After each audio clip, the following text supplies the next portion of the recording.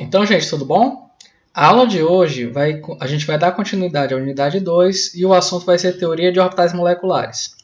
Antes de entrar propriamente na teoria de orbitais moleculares, a gente vai passar pela teoria da ligação de valência e a hibridação junto com a teoria de repulsão eletrônica dos pares de elétron da camada de valência. Justamente para a gente ter um contexto como foi que essas ligações químicas elas evoluíram até chegar na teoria de orbitais moleculares, passando pelo que cada uma conseguiu explicar e pelas falhas das teorias anteriores. Então vamos lá começar. A primeira teoria que a gente vai ver hoje é a da teoria da ligação de valência, também conhecida como TLV. O que dizia a teoria da ligação de valência? A ligação química ela ocorre devido à fusão das nuvens eletrônicas. Então aqui a gente tem, por exemplo, a molécula de H2. E como é que essa molécula de H2 ela vai ser formada? Ela vai ser formada pela aproximação entre dois átomos de hidrogênio, vai chegar num determinado ponto onde as nuvens eletrônicas elas vão se juntar. Essa interseção aqui entre as nuvens eletrônicas, esse espaço de interseção, vai ser o responsável pela ligação química. E qual é o critério para que haja essa ligação? É que o orbital do átomo que vai fazer a ligação ele tem que ter um elétron desemparelhado para formar essa ligação. Então, no caso, como a gente sabe, a distribuição eletrônica do hidrogênio é 1s1. Então, cada átomo de hidrogênio ele tem um elétron desemparelhado. Esses elétrons se juntam para formar a ligação química. Os pontos fortes, ele consegue explicar bem as ligações de moléculas simples, no caso dos átomos diatômicos, que seria H2, O2, N2, F2, Cl2 e por aí vai. Por exemplo, no caso do nitrogênio, quando você tem o nitrogênio, o número atômico do nitrogênio é 7, portanto a distribuição eletrônica dele vai ser 1s2, 2s2, 2p3. Você vai ter 2 elétrons no 1s, 2 elétrons no 2s e vai ter 3 elétrons no 2p, cada um em um orbital. Aí o que é que a teoria da ligação de valência ela ajuda a explicar? Se você tem 3 elétrons emparelhados, significa que o nitrogênio ele suporta até 3 ligações. Então, essas 3 ligações, como é que elas vão ser feitas? Se você tiver outro átomo idêntico, então vai ocorrer o compartilhamento de elétrons. Esses orbitais aqui vão ser preenchidos pelos elétrons do outro átomo. E com isso você vai ter o quê? A formação de 3 ligações. Então a TLV ela consegue explicar bem por que o nitrogênio forma ligação tripla com outro átomo idêntico a ele, devido a essa capacidade de formar 3 ligações. Ela também consegue explicar a diferença entre os tipos de ligação. Essa fusão de orbitais ela pode ocorrer de maneiras distintas. No caso, você pode ter ligações sigma, ligações pi, ligações delta e ligações φ. O que vai diferenciar o tipo de ligação é o número de planos nodais, ou seja, aquele plano que consegue passar pelos núcleos atômicos sem encostar na nuvem eletrônica. Então, no caso da ligação sigma, você tem uma fusão frontal, por exemplo, pode ser de orbitais S, de orbitais P, e essa fusão aqui vai gerar uma nuvem eletrônica aqui no meio. Não tem como você passar um plano que toque nos dois núcleos atômicos sem que esse plano toque na ligação sigma. Então, qual é a característica da ligação sigma? Ela tem 0 planos nodais. Já a ligação π, ela vai ter um plano nodal. No caso dos orbitais P, a ligação π ela é formada quando os dois orbitais eles ficam paralelos. Então, as nuvens eletrônicas elas começam a se juntar por cima e por baixo. Aí você tem a formação desse tipo de nuvem eletrônica aqui. A do meio é a ligação sigma, que a gente já tinha visto antes. E a de cima e a de baixo é uma única ligação do tipo π. Se você reparar bem, você tem um plano aqui, esse plano representado em azul claro, que ele consegue passar pelos dois núcleos atômicos sem que ele toque em nenhuma nuvem eletrônica da ligação π, nenhuma parte dessa nuvem. Sem que ele toque em nenhuma parte da nuvem eletrônica π. Então a característica da ligação π é a presença de um plano nodal. Além dessa, a gente tem outras ligações que a gente não costuma muito avaliar, que são as ligações delta e as ligações π, porque elas acontecem normalmente, as ligações delta com elementos de transição e as ligações φ com os lantanídeos e os actinídeos. A ligação delta, qual é a característica dela? Ela vai apresentar dois planos nodais. Por exemplo, aqui a gente tem um exemplo de ligação delta entre dois orbitais d.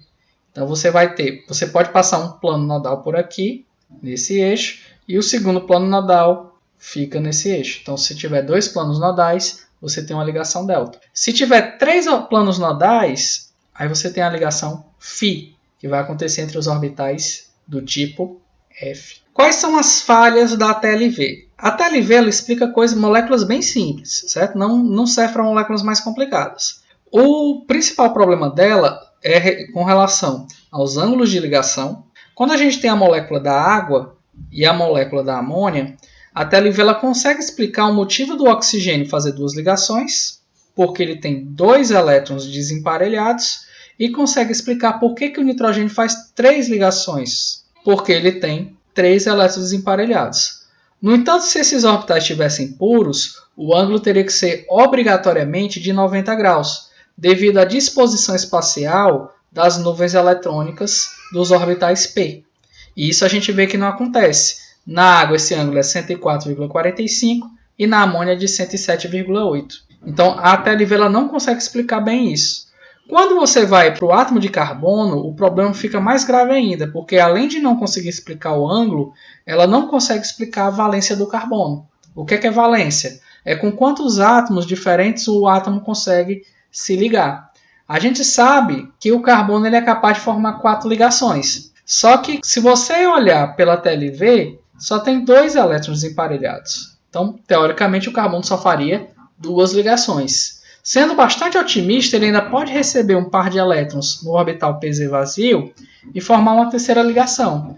Mas a TLV ela não é suficiente para explicar as 4 ligações do carbono. Para explicar essa capacidade do carbono e esses ângulos, aí surge uma nova teoria, que é a teoria da hibridação, aliada com a teoria de repulsão dos pares eletrônicos da camada de valência. Então, quais são os pontos fortes dessa teoria? Ela consegue prever o número certo de ligações de alguns átomos, como o carbono. Então, se você pegar isso aqui, como é que funciona essa teoria da hibridação? Se a gente fizer a distribuição eletrônica do carbono aqui, vai ficar carbono é 6, vai ficar 1s2, 2s2, 2p2. Quem é que forma as ligações? A camada de valência. Vai ser aqueles elétrons que estão fora da configuração de gás nobre. Então, nesse caso, entra quem? Carbono, entre o 2s2 e o 2p2. Se a gente representar pelo diagrama de caixas, aqui no 2s vai ter 2 elétrons e no 2p2 você vai ter 2 elétrons, sendo um em cada caixinha. Pela teoria da ligação de valência, você só pode fazer 2 ligações. O que diz a teoria da repulsão dos pares eletrônicos com a hibridação? Se você pegar isso aqui, esses orbitais 2s e 2p, eles conseguem se misturar, formando orbitais misturados, daí que vem o nome de hibridação. O número de orbitais híbridos tem que ser o mesmo número de orbitais que você tinha antes da hibridação. Então, se você vai misturar os 4 orbitais, você também vai gerar 4 orbitais híbridos. Esses orbitais eles se misturam e, uma vez misturados, eles vão ter o mesmo valor de energia. A quantidade de elétrons ela também tem que ser conservada. Se a quantidade de elétrons é conservada, aqui também vai ter 4 elétrons. Como é que esses orbitais vão ser chamados agora?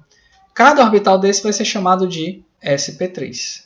E como eles são iguais, eles têm que ficar igualmente distanciados um do outro. É por isso que quando o carbono ele se liga com 4 átomos diferentes, ele vai assumir a forma de um tetraedro com um ângulo de 109,5 graus. Então, as 4 ligações, teoricamente, seriam idênticas, e aí você representa esse ângulo aqui. Isso também vale para as moléculas de água e a molécula de amônio. No caso, você tem a mistura dos orbitais, e depois da mistura você vai ter o quê? 4 orbitais sp3, tanto para o oxigênio quanto para o nitrogênio. Vai continuar com a mesma quantidade de ligações, oxigênio 2 ligações, nitrogênio 3 ligações. Só que agora, como eles se misturam, a tendência é que eles se aproximem mais do ângulo de 109,5. E por que eles não têm exatamente aquela medida do 109,5? Por que o do oxigênio vai ser 104,45 e no caso do nitrogênio vai ser aquele 107,8? Devido ao tipo de par de elétrons que você tem aqui.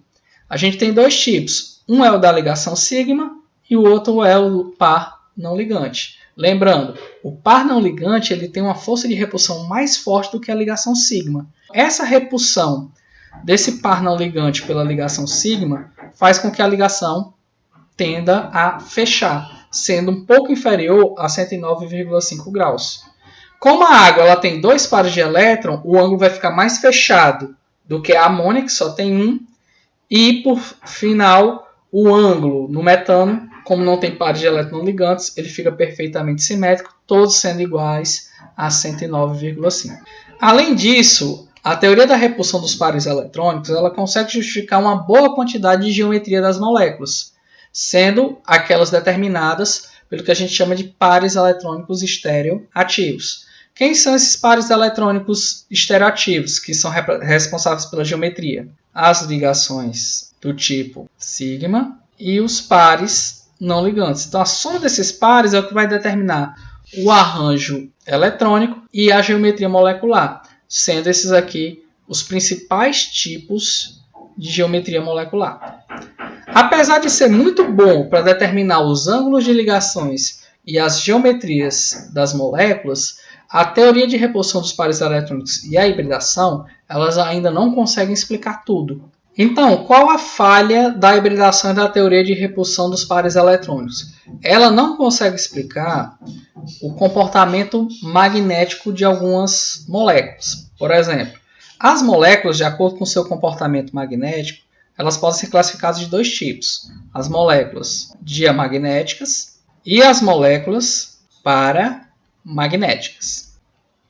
Qual é a diferença de uma para outra? As moléculas diamagnéticas são aquelas que têm todos os elétrons emparelhados. Já as moléculas paramagnéticas são aquelas que têm pelo menos um elétron desemparelhado.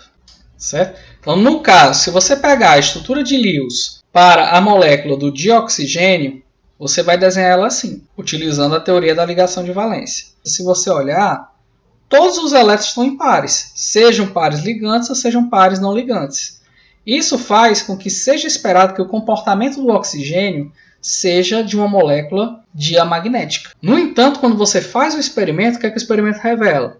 Você pega aqui o oxigênio líquido e passa por dentro de um campo magnético, o oxigênio fica retido dentro do campo magnético. Então, se ele é afetado, é porque ele tem elétrons desemparelhados.